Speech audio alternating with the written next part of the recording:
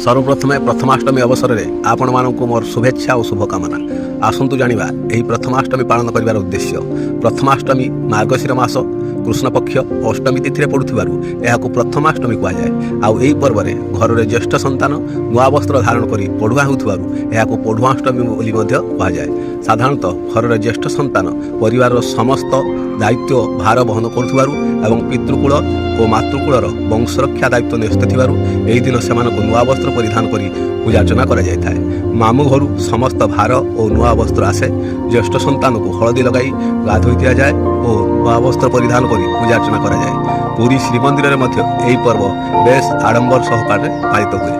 ज्येष्ठ संतान बलभद्र और प्रभु जगन्नाथ मामू घर निआळीर माधवानंद मंदिर पड़ुआ भार आसी पूजार्चना करा जाए।